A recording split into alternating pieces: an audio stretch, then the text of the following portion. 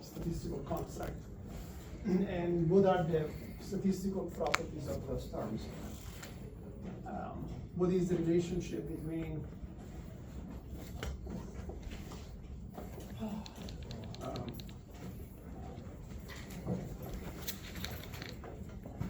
two different indexes? Should those indexes provide each of them provide unique information, or should they be related to each other? Unique information. So if they provide unique information, then the covariance should be what? Zero. And what about the covariance between any of those guys and the error terms? Also be zero. Should be independent, right? Otherwise, this information will be captured by one of those. And based on these, what should be the total risk of I? So the index models are meant to decompose risk from different sources, right? So look it up. Should be what? B 1 of I, risk of factor 1, right? Then B 2 of I, variance of risk factor 2. Isn't that one squared as well? That was squared. Yeah, sorry.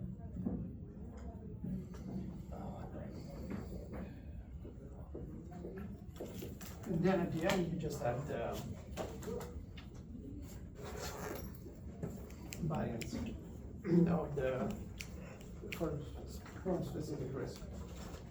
Yeah, so this allows us to decompose risks coming from all the different sources. They are unrelated to each other. What if I want to see the covariance between two stocks? So first of all, what is the covariance between the firm-specific shocks of two different firms? Zero. They're firm-specific, so they should be unrelated, right? If they are related, then they're probably related to one of those factors. There must be a factor that is not being considered in there. So this should be 0. And what is the covariance between two stocks, two companies?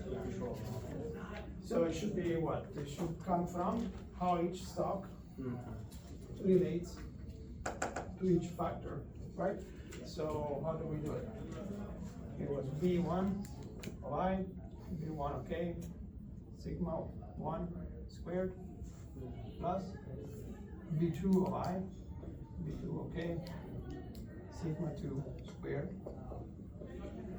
all the way to Bn of I, Bn okay, sigma n squared.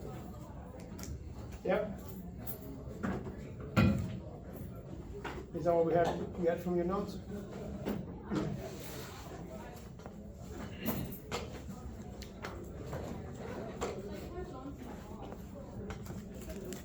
And so why are we going over this stuff again? Well, because this is the basis for APT. So we're going to use this stuff in a minute. So, arbitrage present theory.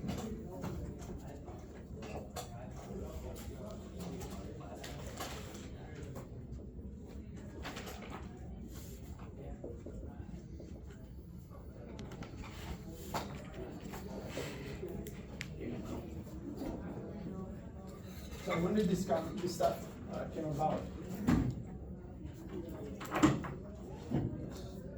This theory was developed in 1976, so it's old stuff. And essentially, this leads to a model that is similar to the capital asset pricing model.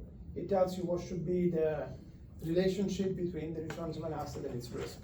However, it allows risk to be associated with different sources, just like you get in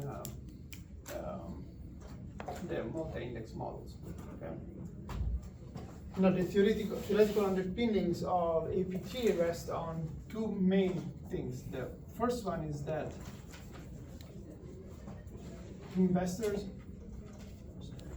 use arbitrage to exploit any mispricing.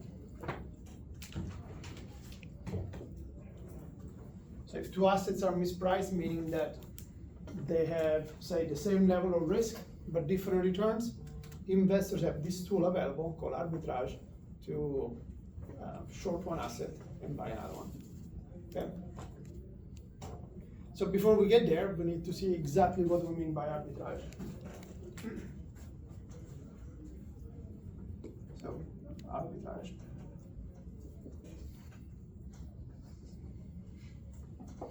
So in the most strict form, arbitrage is a portfolio that has those properties.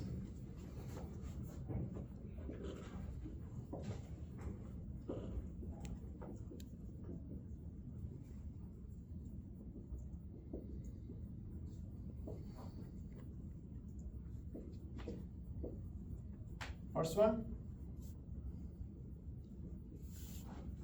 requires no capital.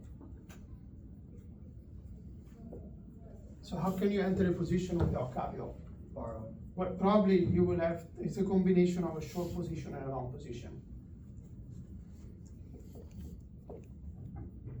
It's a combo of long and short positions.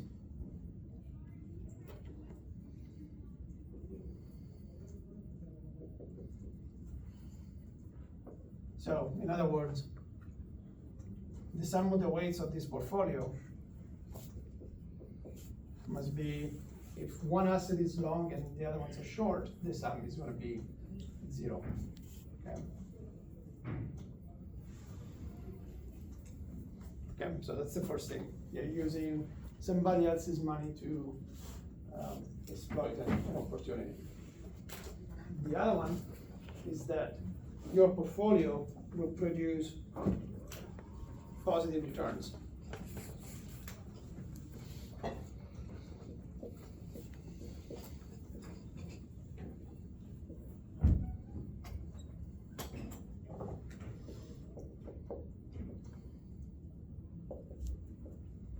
So in other words, the weight of the first asset, return of the first, that's weight of the second, return of the second, weight of the last, return of the last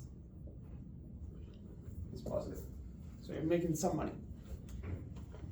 The third condition is that the portfolio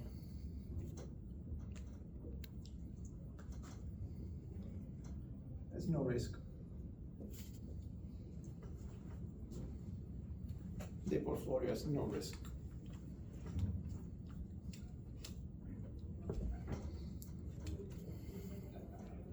So, if you're dealing with CAPM, suppose this was the model that we want to use to explain the statement, that means that overall your portfolio beta is going to be what? 0.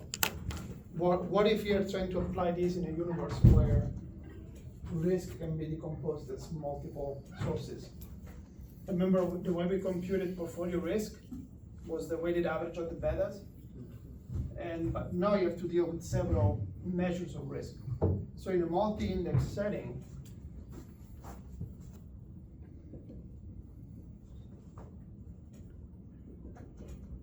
or multi-factor setting,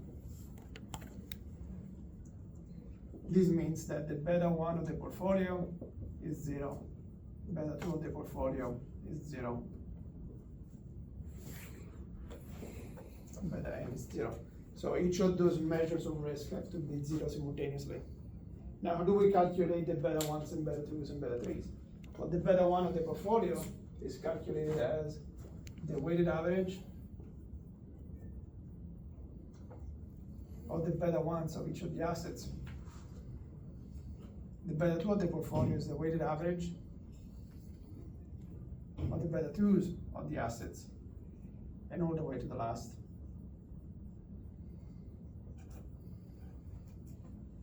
Like that. So in order to assess that a portfolio has no risk in a multi-index model, you will have to verify that Risk factor number 1 is overall 0, risk factor number 2 is overall 0, and so forth. Yep.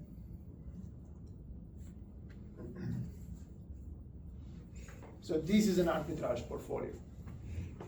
Now let's think about this for a second. Go back on CAPM. Look it up in the notes. One of the assumptions of CAPM was that investors are price takers. Is that true? Yes. Yeah. So that means that how can investors affect prices? It's not the action of one investor, but it's the collective action that puts pressure on the prices of assets that are mispriced. What if we only have this assumption right here, that investors use arbitrage?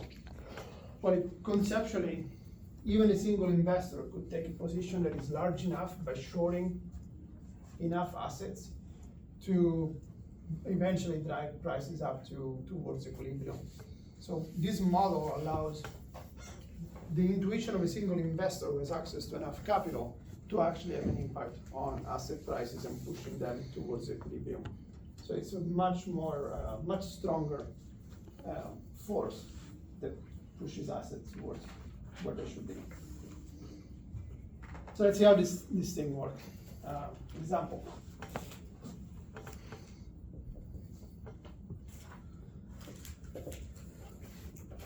Consider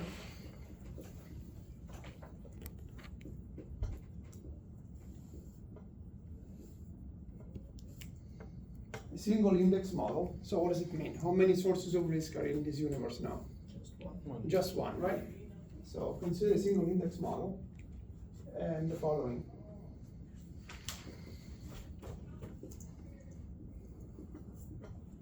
So you have asset X, Y, and Z. Beta 1 of X is 0.5.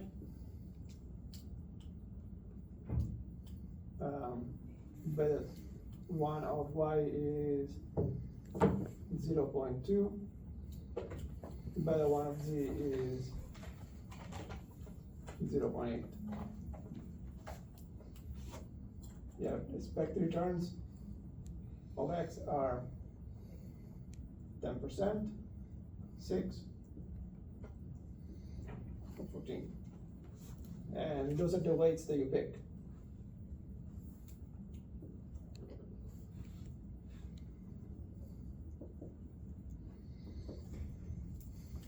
Okay, so this is the portfolio you are creating. And the question is this an arbitrage portfolio?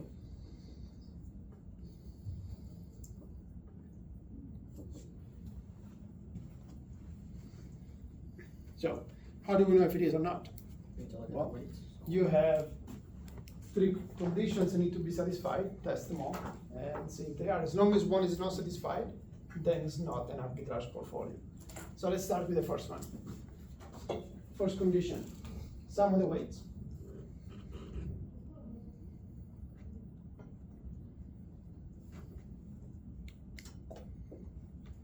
So what is the sum of the weights? You have the weight of X, weight of Y, weight of Z. Weight of X is -1 plus 0.5 plus 0.5, you get? 0. So yes, it's a long-short portfolio with no net exposure. So this is satisfied.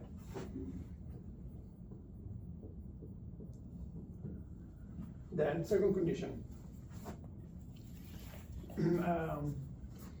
The expected return of the portfolio is positive.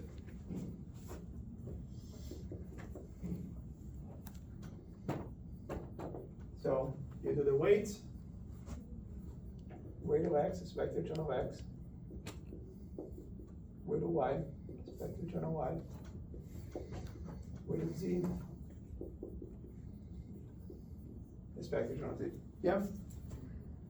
So just make sure you put the weights and the returns at the right places. -1 times 10% plus 0.5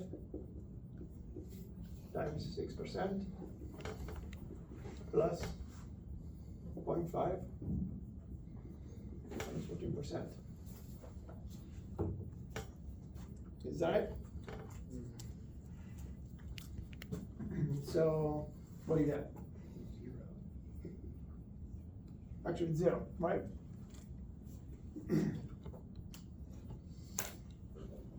Does it make sense? So, if you create this portfolio, so far, let's ignore the risk part, what would you be doing?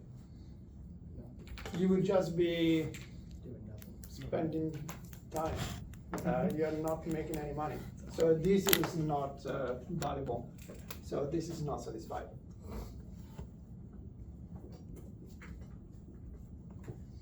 So notice that if I just switch the weights a little bit, maybe I short this guy and put a 0.5 there, the sign is going to change and become positive.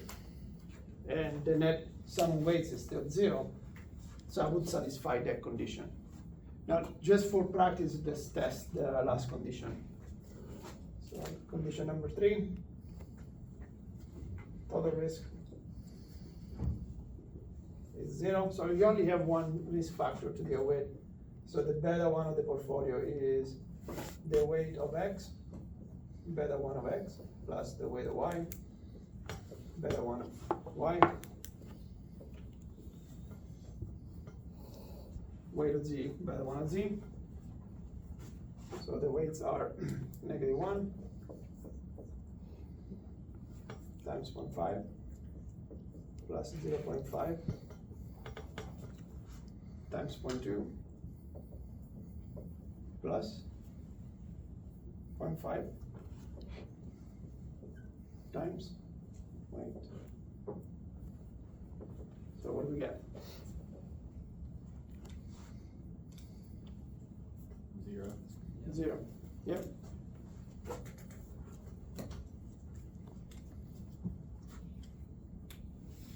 Yep. So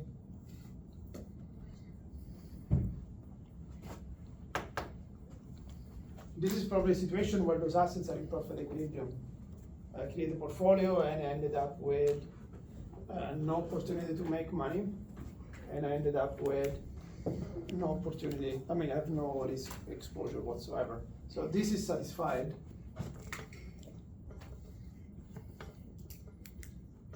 But the other one is not. Okay, so overall, this is not an arbitrage portfolio. Questions? Yeah. Let's try another one. Consider the following scenario.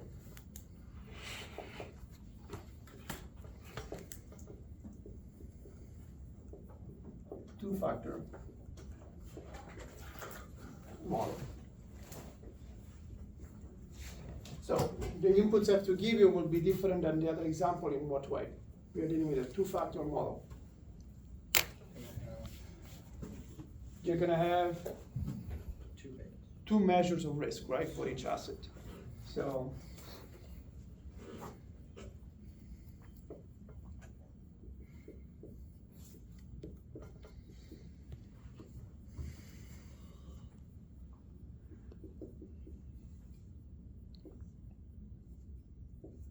yeah, so those are all the information you have to you need, X, Y, and Z.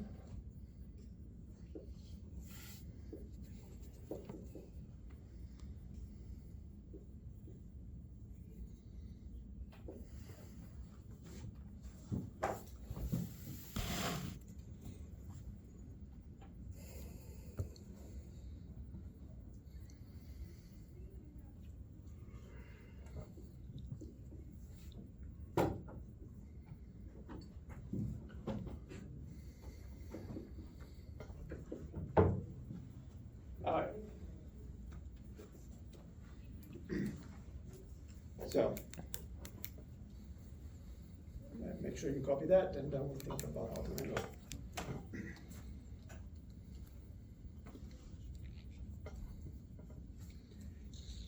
What can you tell me about asset Y? The variability of return only depends on what in this case. Beta 1, beta 1, beta 2. It only depends on shock in risk factor number 1, right? What about asset B? It only depends on factor number 2. What about asset X? It's affected by both, right? So every time there is a shock in any of the different sources of risk, this guy is going to freak out. This freaks out only if one of them is has a shock. All right, I put the math in my head correctly here, so let's try. Is this an arbitrage portfolio?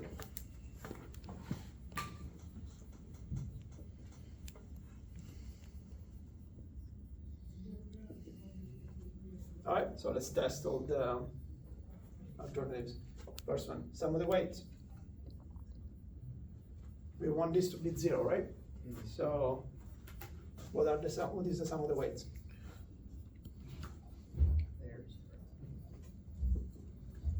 There's It's -1 plus 0.5, 0. Is that right? So this is a portfolio where the investor is investing in just exactly what he can borrow. Second condition, expected returns.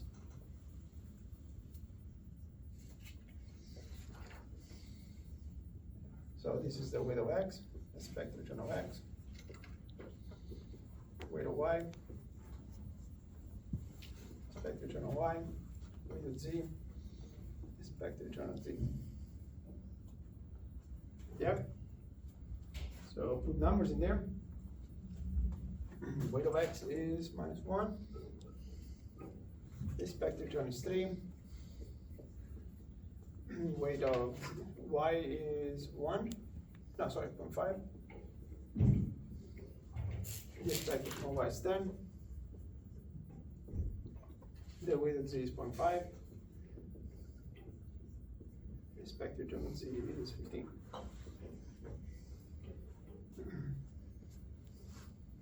So we get 19.5. 0.095. 9.5%. yes. Yeah. Yep. Yep. So this is a portfolio that requires no investment and makes you money. Now, is this money guaranteed? Well, it depends. If the overall measures of risk say that this asset is risk-free, then it's a sure 9.5%. We don't need of us investing any money. So last condition. Beta 1 of the portfolio must be 0, and then beta 2 of the portfolio must be 0.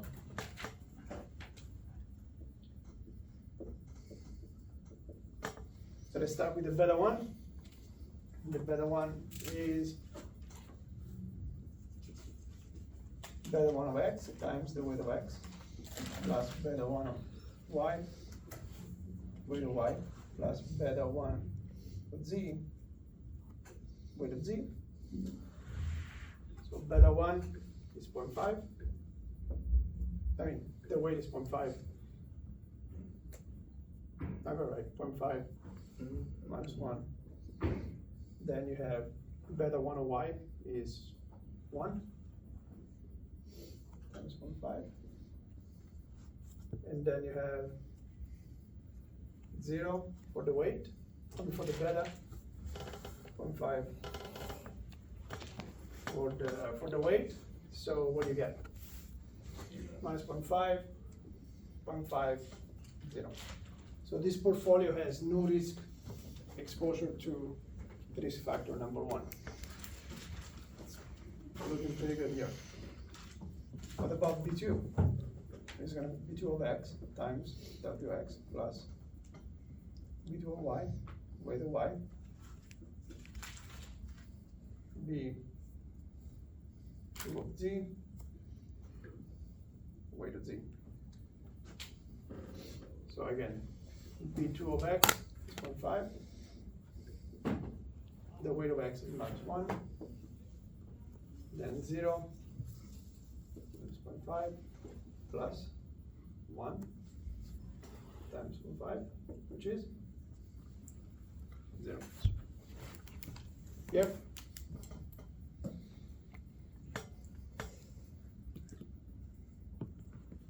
So, what is the conclusion? This portfolio is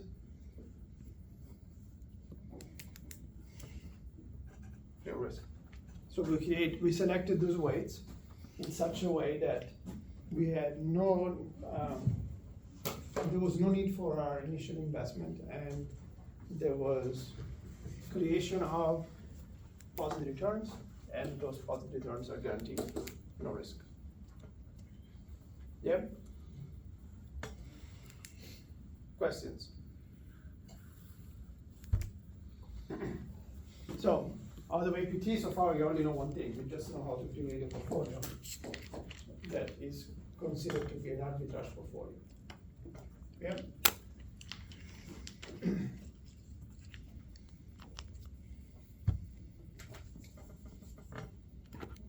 So you know the first word of the theory, of the theory. All right. So let's focus on what is actually APT. What are the assumptions?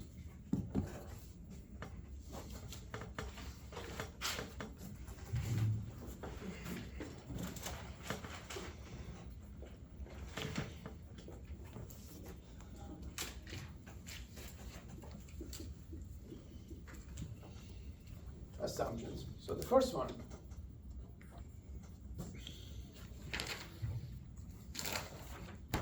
is that returns can be modeled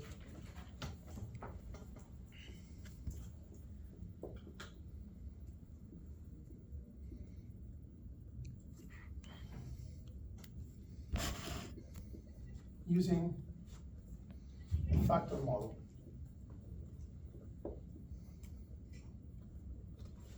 The returns can be modeled using a factor model. So the returns, this mathematical model can decompose the variability of returns. So let's just write it down for so that we have everything together. The returns of I can be written as a fixed number plus B1 of I factor 1, B2 of I factor 2.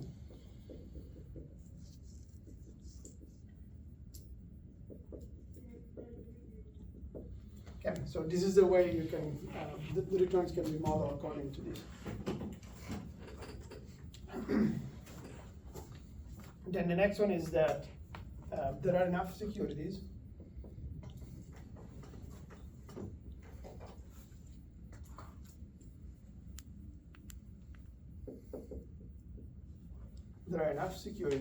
so that you can create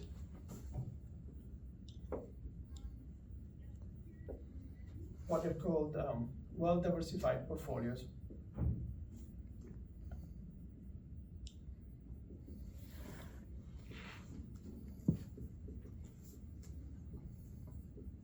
That have no diversifiable risk.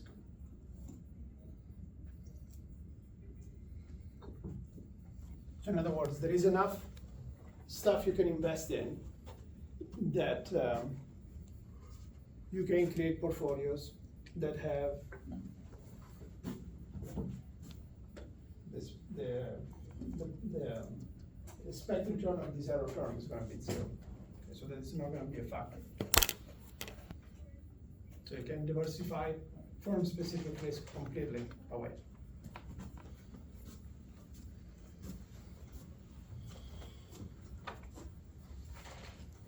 Think about CAPM. CAPM said that you can invest pretty much in everything possible, right? That includes all traded assets, which includes assets that are thinly traded. So it required a very large investment universe. This one just says that you just need enough to eliminate this thing. So essentially you can apply this model just in stocks.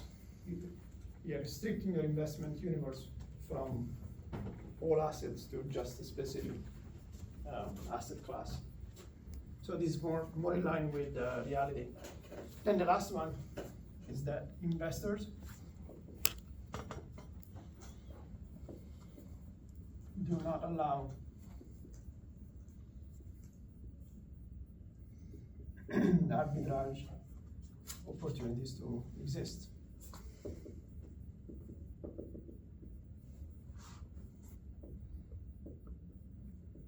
Meaning, if they find one,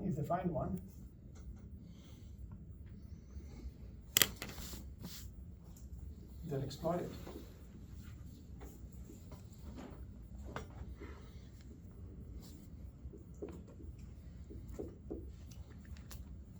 Yep.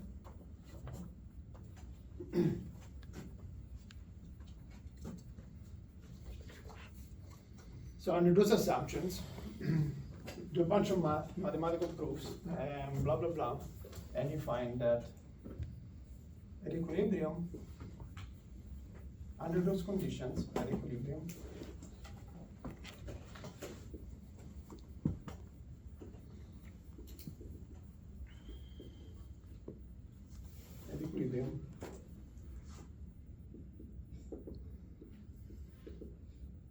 returns can be described as the expected return of I can be written as some number. This thing on the board is lowercase lambda, of course, Greek. Lowercase lambda subscript 0 plus b1 of I lambda 1 plus b2 of I lambda 2 bn of I lambda n, where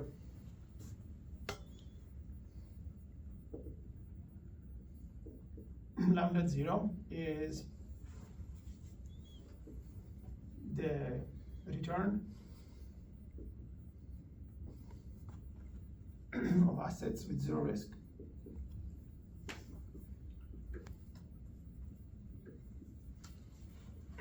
So you can think of it as the risk-free rate.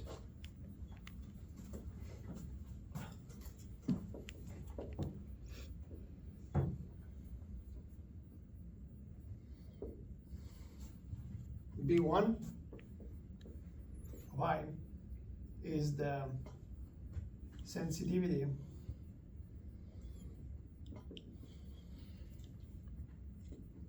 of asset I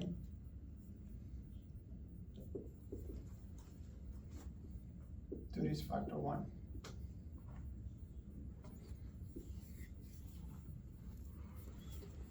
So depending where you read this thing and depending on how those things are estimated, sometimes they also call them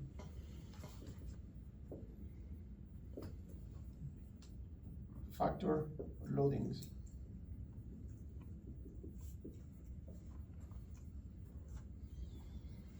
What's that say? The return of what? The return of assets with zero risk. Yeah. Also known as the risk-free rate, or equivalent to the risk-free rate in CAPM. Then B1 of I is the sensitivity of asset I to risk factor 1. Sometimes they call that factor loading 1. And then lambda 1 is the risk premium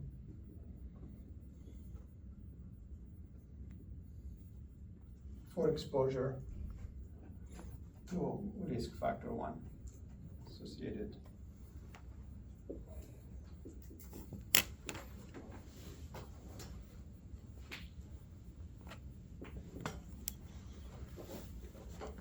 What about all the other ones? Well, B and I is what? Is the sensitivity of asset I to risk factor n.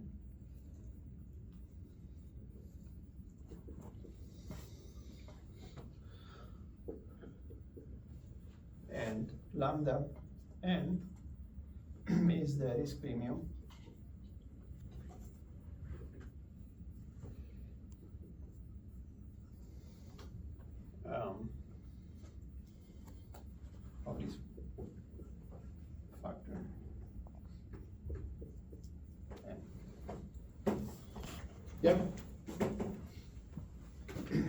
So mathematically, if you take this model and you restrict it to having just a single risk factor covered in stuff, and you have a statement that kind of looks like a PEM. Mathematically, it's the exact same thing. You have the expected return of an asset that equal to the risk-free rate plus the sensitivity to that one risk factor times the market risk premium in the case of CAPM. So in a way, you can think of the mathematical statement of CAPM as being a special case of this. By far, it's the most simple scenario that those APT models could exist in. So let's see how we can use it.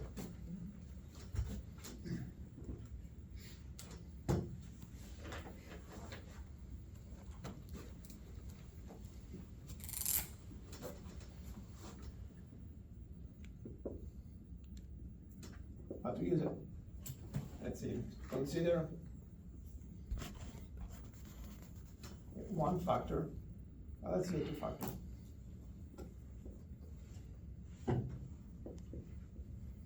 APT. And we have those assets.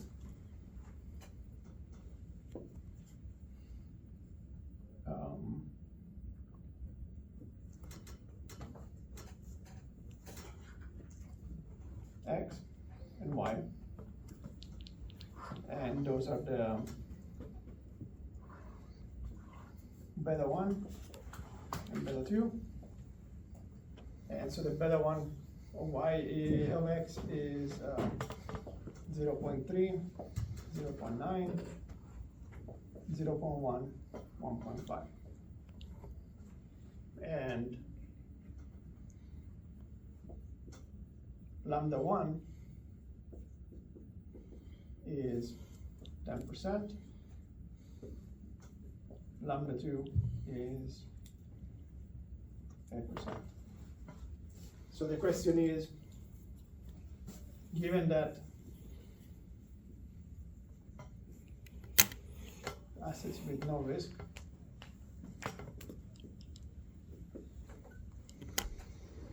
produce returns of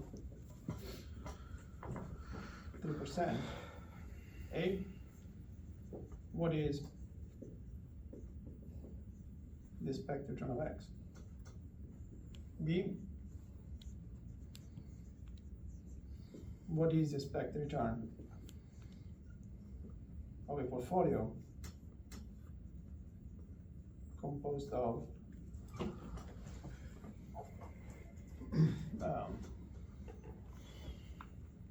50% X, 40% Y, and 10%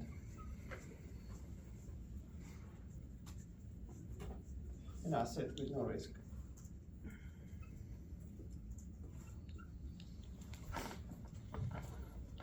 So given that assets with no risk produce returns of 3%, what is the expected return of X? And then what is the expected return that contains 50% of the holdings in X, 40% in Y, and 10% in an asset with no risk? Yeah? So according to this model, the model predicts that the returns of this thing are, so let's write the equilibrium equation here. The expected return of X is equal to lambda 0 plus beta 1 of X, lambda 1 plus beta 2 of X, lambda 3. Yeah? There are only two sources of risk, and only those two sources are rewarded. So this statement says assets with no risk produce returns of 3%. So basically this implies that lambda 0 is 3. So put 3% for this guy. Beta 1 of X is 0.3. And exposure to that is rewarded with lambda 1, which is 10%. then beta 2 of x is 0.9, and that is rewarded with 8%. Yeah. So it's like if you're doing CAPM, except you have more stuff to consider. So what do you get? This is 7.2, 10.2, 13.2. Yeah. Yes.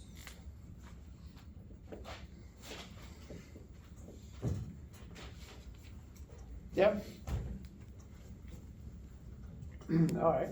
So if I want to know what is the expected return of B, how should I do it? What changes? Sorry, the expected return of Y. I don't know what that Oh, would be. oh. Yeah, so there's no B. Expected one.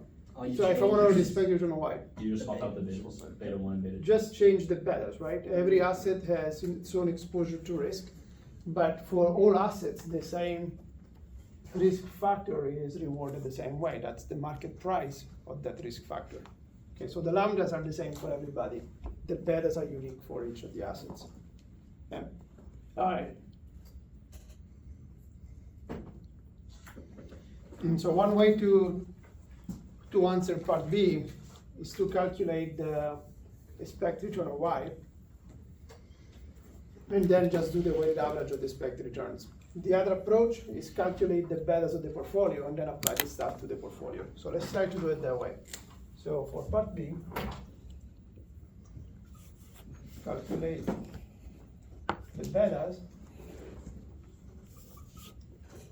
for the portfolio. So the beta 1 of this portfolio is going to be what?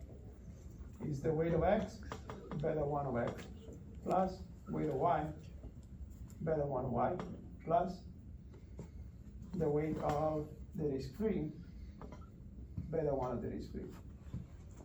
Do you agree with that? It's the weighted average of the betas. So, or the factor loadings, whichever one you want to call it.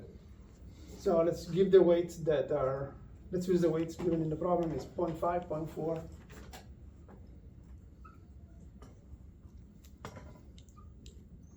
and the remaining one is 0.1, right?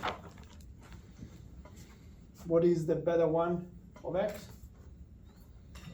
It's 0.3. The beta 1 of Y is 0.1. And the beta 1 of the risk-free is what? 0.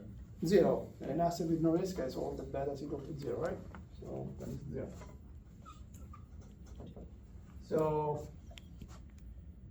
0.15, 0.19, is that right? Yes. Yeah.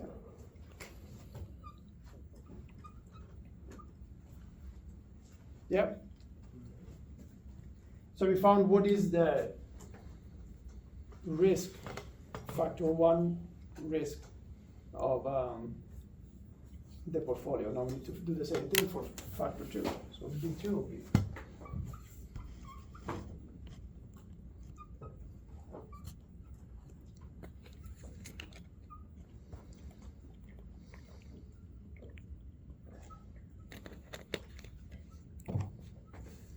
yeah, so weighted average of the betas of factor 2 for all the assets. So the weights are again 0.5, 0.4.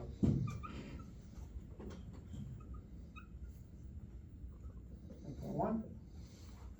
And so now the new betas, the beta 2s are 0.9 and 1.5.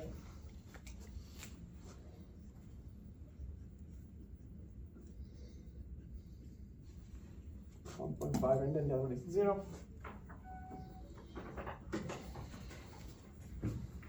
So what do you got? 1.05. 105. Okay. So those are the beta ones and beta 1, and these are the beta 1 and beta 2 of the portfolio. Once you have those betas, you can find the expected return of P by using APT.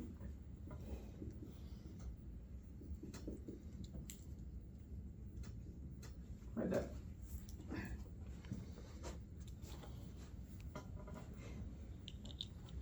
Lambda 0 is 3%, I think. Beta 1 of this guy we calculated to be 0.19. Lambda 1 is 10. Lambda 2 is 1.5 times 8%. Very good. 13.3. 13.3.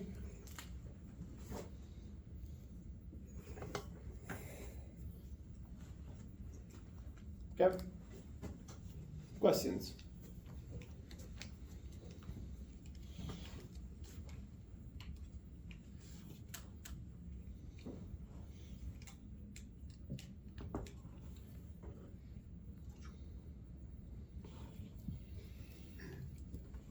Okay, so let's do another way. Other way.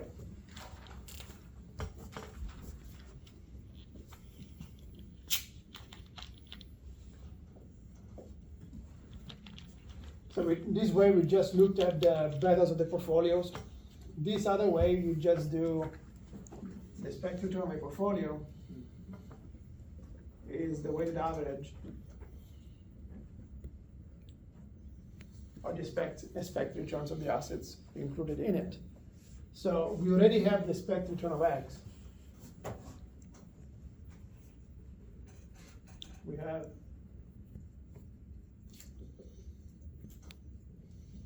which we calculated to be 13.2.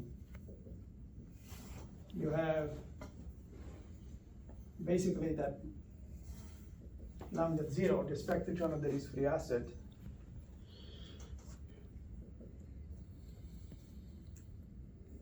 which is 3%. So if you can find the expected return on Y, then you can combine them.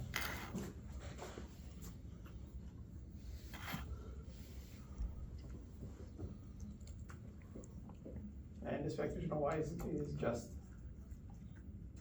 you have the loadings, you have the risk premiums, you can just figure it out that way. So you have lambda 0 plus beta 1 of Y, lambda 1 plus beta 2 of Y, lambda 2. Lambda, so I'm just gonna do it in line here. It's 3% plus beta 1 of Y is 0.1. Lambda 1 is, lambda 1 is 10.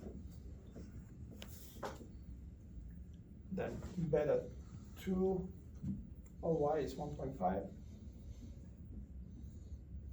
And lambda 2 is 8. So you get 8, 12, 13, 16%. Yes. Is that right? Yes. Yep. So you have three assets. You know what their expected returns are. You know in which way you're mixing them. So next, compute the expected return of P.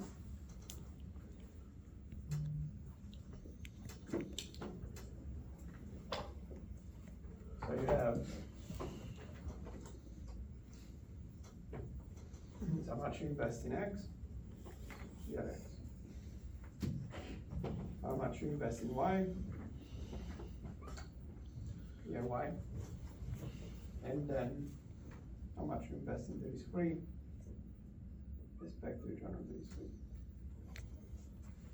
So with the numbers that we have, you have the weight of X, which was, what is it, 40%, 50%. And the expected return of X is 13.2 plus 0.4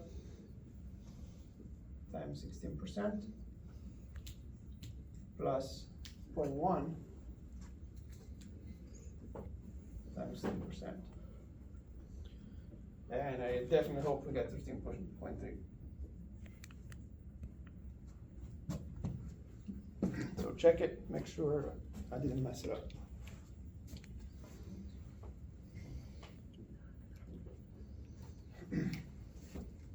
questions. Does it work out? Yep. Yeah. Man, I'm so lucky today.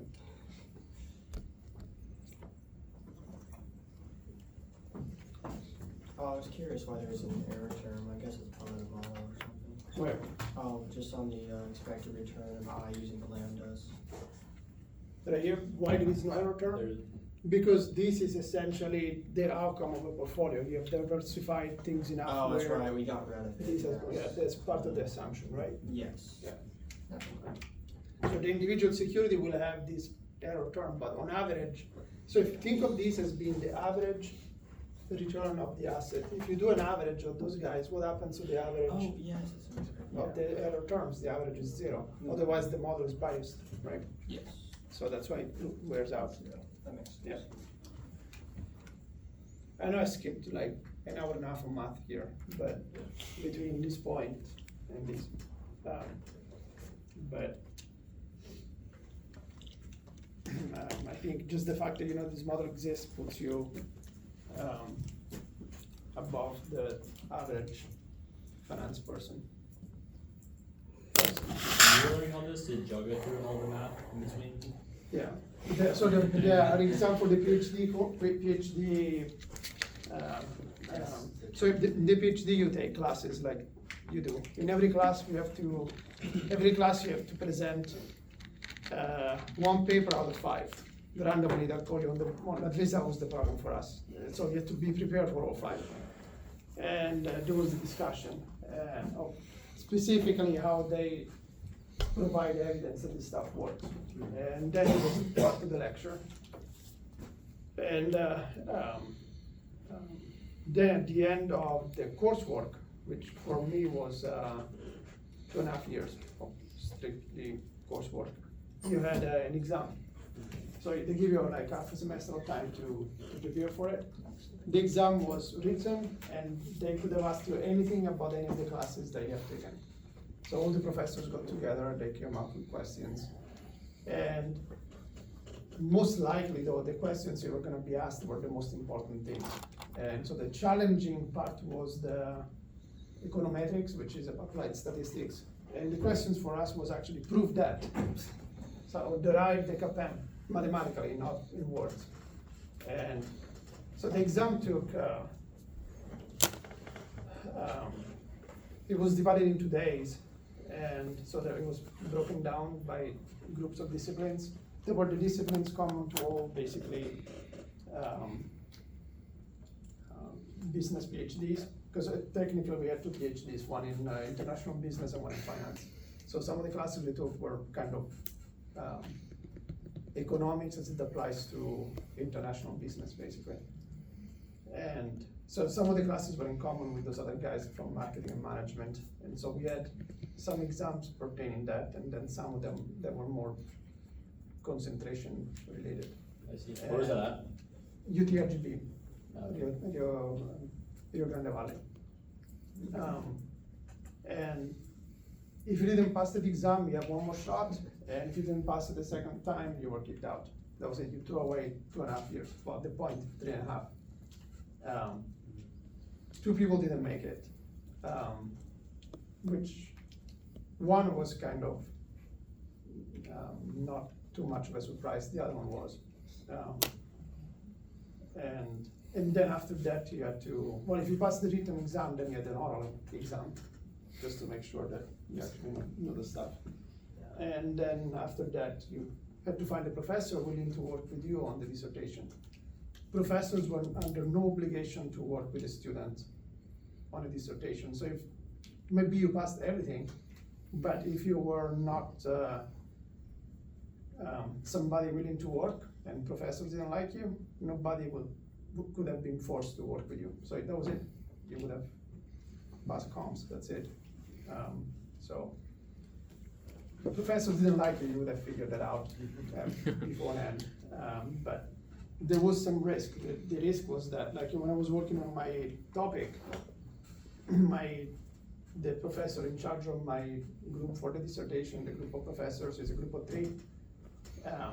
He told me that he was gonna look for a job somewhere else, and says, you better finish by this date, otherwise, there is a problem. which was fine. I mean, I liked working with him. He was a cool guy. He's probably one of the smartest people I've ever met.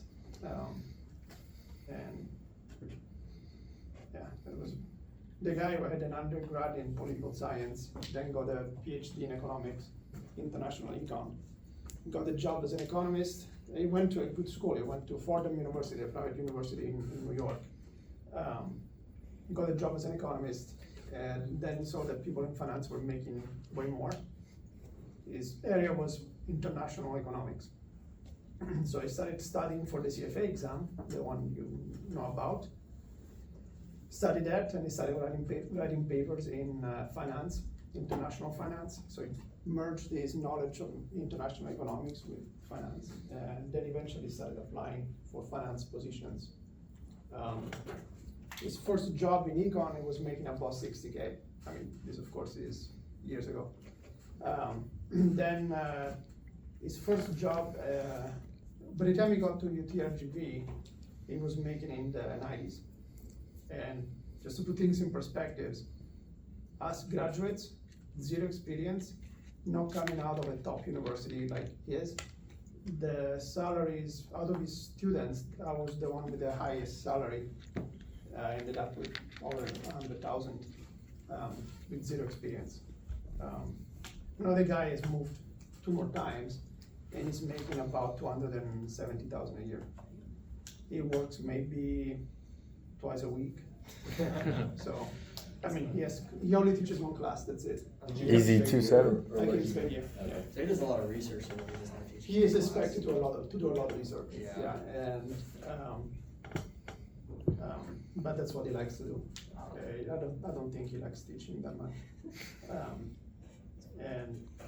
Very nice. But he's under a lot of pressure because if he doesn't publish or somebody's better than him, he has like a scholarship called a professorship. The moment, and all the professors working there want it. I mean, it's like $50,000, $80,000 attached to your salary. It's substantial. And if he doesn't produce, or others produce more than he does, he's gonna lose that. So he always has that pressure to keep going. But those are completely different choices in career. My choice was, I like to do research. Especially work with people I like. It's the social aspect of it. You can have an intelligent conversation with somebody. But I don't think it's, I don't want to be under pressure to do it all the time at those particular high levels. So I'm taking a penalty financially, but I enjoy teaching more than being forced to do research. Basically, so it's a choice, right? So this isn't. I'm maximizing my own utility. My utility comes from money sometimes, and my utility is to do things I don't want to do when people tell me to do them. So I'm minimizing that part. So yeah, that's the way it is. The price of that trade-off is my own. So yeah. So that math thing too, is that a lot of like logical proof kind of math they want you to write down? Like no, for us it was not much logic. It was more like mathematical calculus based. Different programs are gonna be run different ways. Over time, programs evolve anyways. So like for us, there was no class about software. So they said, well, you need to do this type of statistical work, and you can use this package, or this package, whatever you're gonna use, you figure it out to do it. I just wanna know what the answer is. So it was up to us to figure out what tools we wanted to use. So there was not much guidance. And some of the newer PhDs, they're more kind of guided. Like, we're gonna use this is the way you do it. But nobody ever showed us how to do stuff. We had to go there, and even if you looked on YouTube, it existed back then. If you went on YouTube, there was no full posting. Hey, this is the way you use eViews. Nobody cares. I mean, there was not enough of an audience. Cut videos, you could find a bunch, but useful stuff like that, you couldn't. And so the way we did it, we just got together. Hey, how do you do this stuff? I did it this way, and we helped each other out. So if you had a support system with other students, your life would have been much easier. And I worked with this guy that I know before the PhD program. He's the one who actually got me into the PhD program. And so we always work together. We live next door to each other. And so every time we were working, and the guy was a maniac. I mean, it's just, so he's off, right? Hmm? They're off. Just kidding. This is gonna be good.